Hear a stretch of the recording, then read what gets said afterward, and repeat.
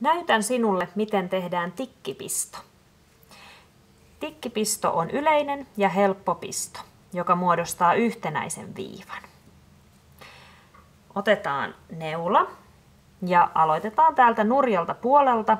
Ja nyt aloitetaan piston verran pidemmältä kuin mistä halutaan sen ompeleen alkavan. Eli jos haluaisin, että ommel alkaa tästä kohdasta, niin menenkin piston verran edemmäksi.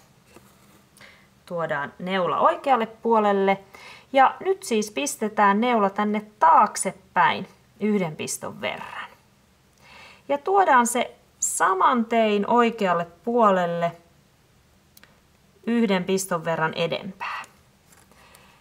Eli tämä lanka tulee ulos puolivälistä. Työnnetään neula läpi.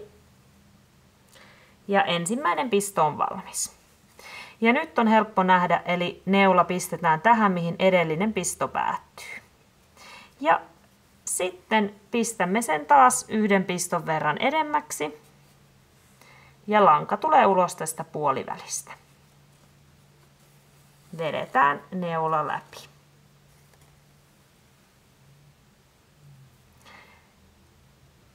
Eli neula tänne nurjalle ja takaisin oikealle ja vedetään läpi.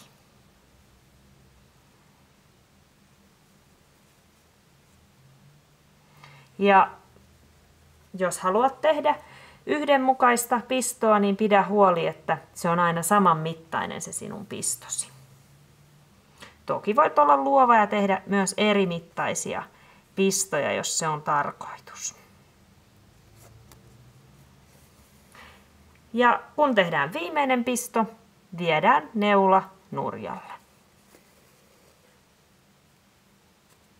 Näin.